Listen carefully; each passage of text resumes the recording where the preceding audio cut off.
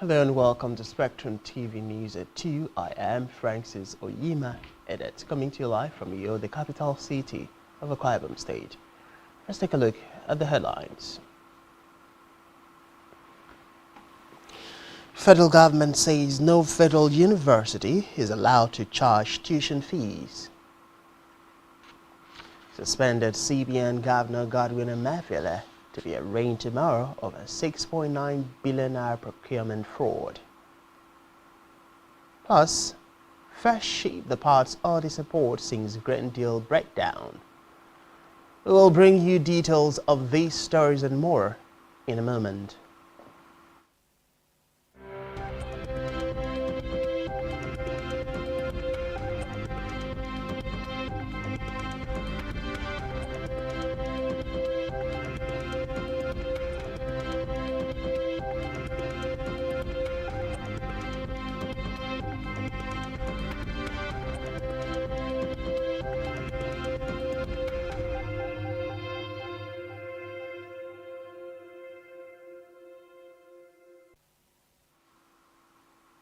Many thanks for joining us. We begin this afternoon from the education sector, where the federal government has insisted that no federal university is allowed to charge tuition fees in the country. Permanent Secretary, Ministry of Education David Adejo said this at a public hearing by the House of Representatives at her Committee on Student Loans in Abuja. Adejo said that the recent increase in charges by federal universities in the country was unfortunate, noting that the charges collected were used to pay for some of its services, including electricity bills. He claimed that the signing of the Students' Loan Act was responsible for some of the hike in the university charges.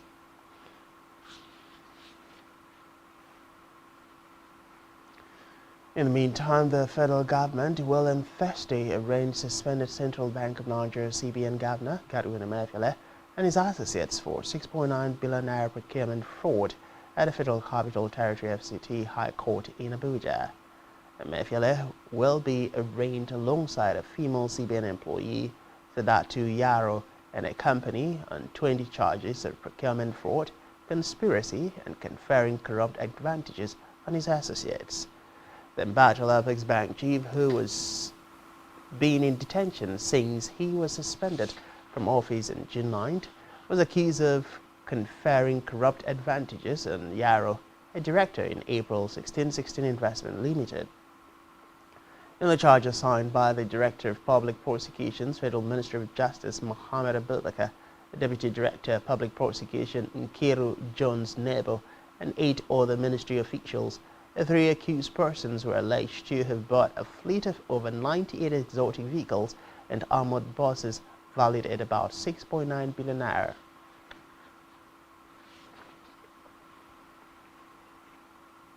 Meanwhile, Vice President Kashim Shettima has received some executives of Google at the presidential villa Abuja. Shettima also lauded the 1.2 billion naira grant provided by the technology giant for the support of the Tinubu administration's 1 million jobs initiative. According to the Vice President, the announcement of the grant was commendable and worthy of emulation by other companies. Now to the Nigeria's leader, President Bola Tinubu, who has said that the biting sanctions imposed by the Economic Community of West African States ECOWAS and the Niger junta would not be lifted, despite the military leaders promised to negotiate with the regional bloc to resolve the crisis in the francophone country. Tinubu stated this when he received the special envoy of President Ali Odimba and the Minister of Foreign Affairs of the Republic of Gabon, Hamad Imogald, at the State House in Abuja, insisted that military takeover of government was no longer acceptable in Africa. According to a statement released by the presidential spokesperson Ajuri Ngelale, the president also praised the solidarity of the Economic Community of Central Africa, and Tijani has demanded restoration of electricity cut off by the federal government as part of their embargoes slammed under Kupis, following the overthrow of President Mohamed Bazoum on July 26th. In the meantime, President Bola Tinubu has mourned the death of troops killed by bandits in an ambush in the Shiroro area of Niger State, as well as sadness, saying the officers and men were answering the call of duty while on evacuation mission.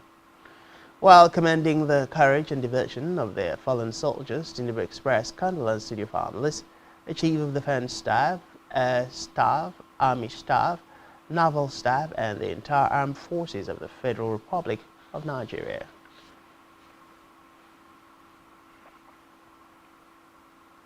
In a separate development, airline operators of Nigeria have started that Nigeria Air, the country's proposed national carrier, may not commence operations anytime soon because it does not have an airline operator's certificate.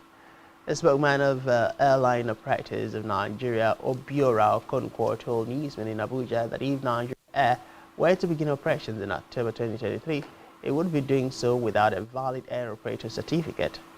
Okonkwo, who is also the chairman of United Nigeria Airline, added that any action contradicting the court order would be a clear violation of the law.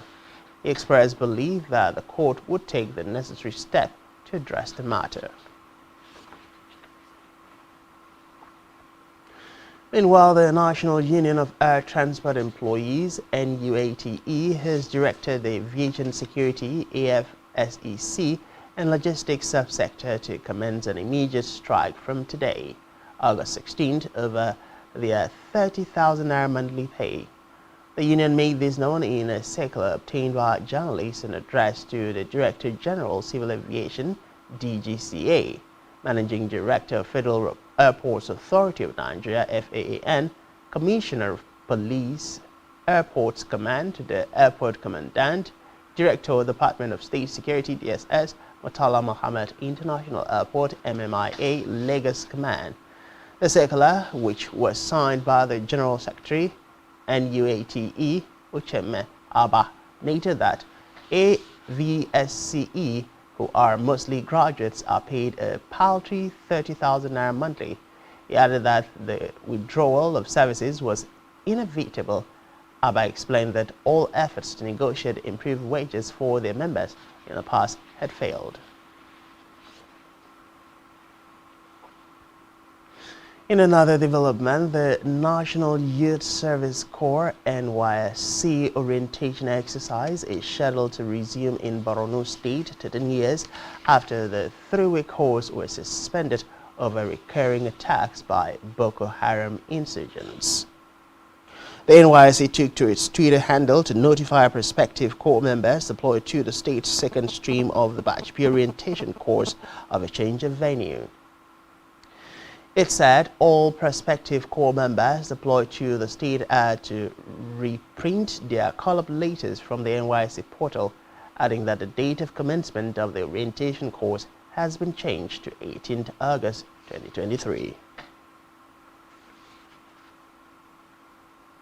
We move now to Africa, where Niger's military, appointed Prime Minister Ali Zian has made an unannounced visit to neighboring Chad, as West African states set talks for mulling possible military intervention to reverse the country's coup.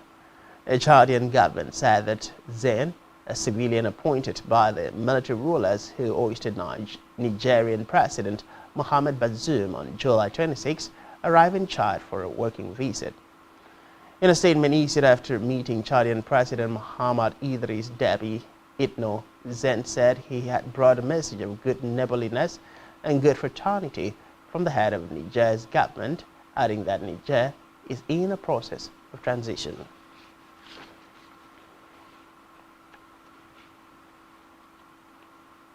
Still in Africa, Rwandan fugitive Fulgence Kinshishima, who has been in custody in South Africa, has been arrested again on an order for his transfer to Arusha, Tanzania, to stand trial for genocide. He was arrested while in the holding cells at the High Court in Cape Town yesterday. Reports say Kishima is to answer to charges that they allegedly orchestrated the killings of approximately 2,000 Tutsi refugees at a Catholic church in Rwanda during the 1994 genocide. According to reports, the development were at the request of the UN International Residual Mechanism for Criminal Tribunals. On the foreign scene, Ukrainian Infrastructure Minister Oleksandr Karakov has said that a container ship has departed Ukraine's southern port of Odessa today, becoming the first vessel to use a temporary Black Sea shipping corridor established following the breakdown of a UN broker grain deal last month. Kubrakov said the Hong Kong flagship was en route to the Bosporus, carrying more than 30,000 metric tons of cargo, including food products. According to him, the vessel had been stocked in the port since Russia's invasion of Ukraine began in February last year. Recall that the Ukrainian Navy had last week issued an order declaring temporary corridors for merchant ships sailing to and from Ukrainian ports.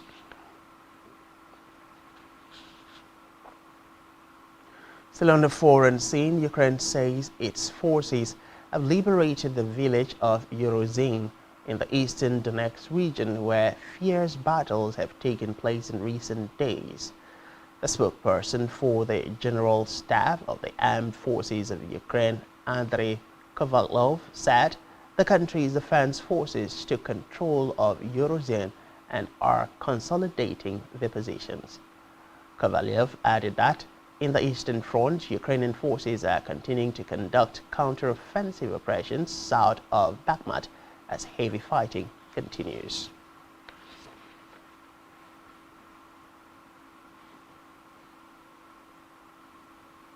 And still to come in the news, England beat Australia 3-1 to reach Women's World Cup final. So stay with us.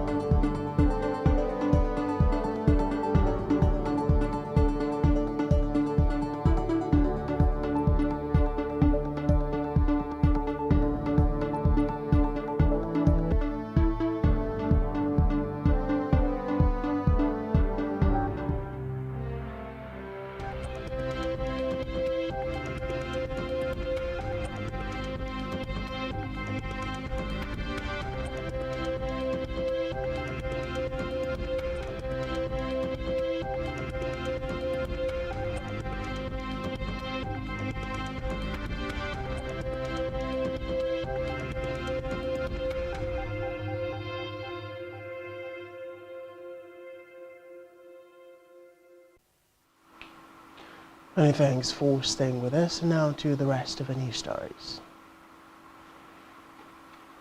On a business news, the Ministry of Finance Incorporated, the investment vehicle of the federal government, has set its eyes on the capital market to raise funds as it seeks to meet its targets of having 100 trillion naira assets under management in 10 years. This was revealed at the closing gong ceremony held in honor of Murphy at the Nigerian Exchange Limited (NGX) in Lagos. Speaking at the Nigerian Exchange Limited, the managing director of Murphy, Dr. Armstrong Takang, said they are expected to source funding for investment and for government entities, which is where the capital market is important.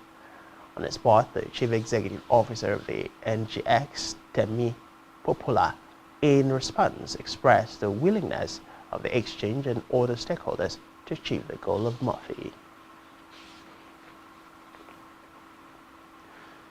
Still in business, oil marketers have advised President Bola Tinubu to gradually relax the removal of subsidy on premium motor spirit, popularly called petrol, following the inability of importers to access the United States dollar and the impact which this is having on businesses. This came as Tinubu ruled out fuel price hike and reversal of fuel subsidy. However, marketers of petroleum products encouraged the president to learn from Kenya, stressing that the African country had to return subsidy on petrol to curb the devastating impact which its removal had on Kenyans. Secretary, Independent Petroleum Marketers Association of Nigeria, Abuja, Suleja Mohammed Shaibu, who stated these, argued that despite the fact that the Nigerian National Petroleum Company Limited announced earlier on Tuesday that it had no intention of increasing petrol price, the cost of commodity would rise above its current 617 naira per litre in weeks if the exchange rate continues to increase. To held now, where the United Nations Children's Fund, UNICEF, has predicted that a number of children suffering from acute malnutrition in Nigeria is expected to rise from 1.74 million in 2022 to 2 million in 2023, citing the October 2022 CADA harmonized, a government-led and UN-supported food and nutrition analysis carried out twice a year. UNICEF identified continued conflict, climate change, inflation, and rising food prices as key drivers of the alarming trend. UNICEF, in its latest report, said food access has been affected by persistent violence in the northeast states of Borno, Adamawa, and Yobe, alleged armed banditry and kidnapping in states such as Katsina, Sokoto, Kaduna, Benue, and Niger. The increased attack, the organization noted, are leading to displacement, market disruption, and loss of livelihoods.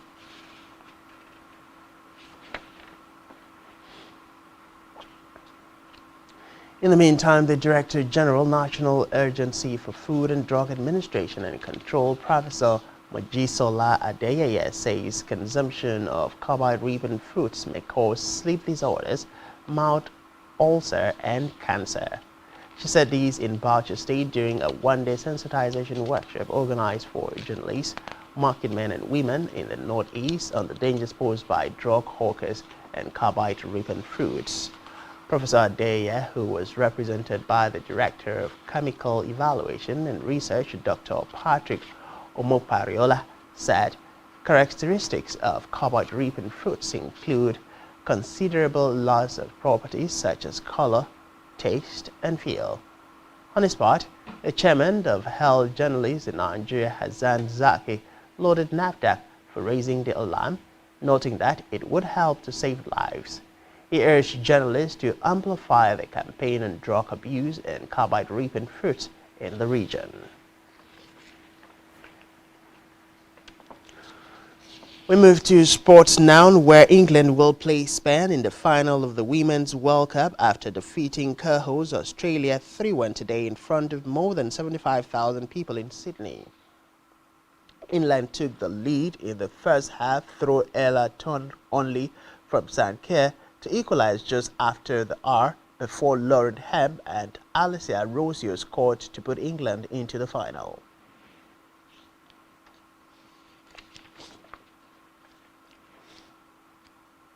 Still in sports, Harry Maguire's move to West Ham is off, with the defender intent on staying at Manchester United to fight for his place in the first team. The England defender, 30, looked set to join the Hammers after a £30 million fee was agreed between the clubs. Reports say Maguire struggled for first-team opportunities last season and was stripped of the captaincy this season. However, United have maintained they would respect his wishes and did not want to push him out of the club.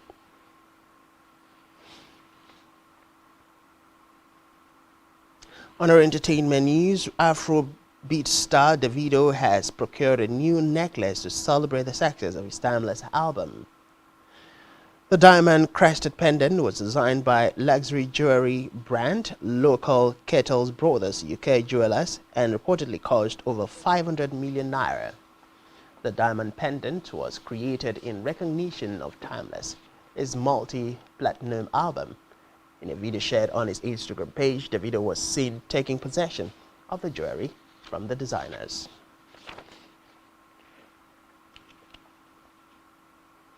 Still on entertainment news, ahead of the 2023 Hades Award, the Academy has unveiled a list of artists that will be entertaining guests at the event. The artists include international Afrobeat star Rema Asake, who are among the most nominated artists for the 2023 edition. The Hades is set to return to the United States for the 2023 edition, which is scheduled to hold on September 3rd, 2023 at the Cobbs Energy Center in Atlanta, Georgia.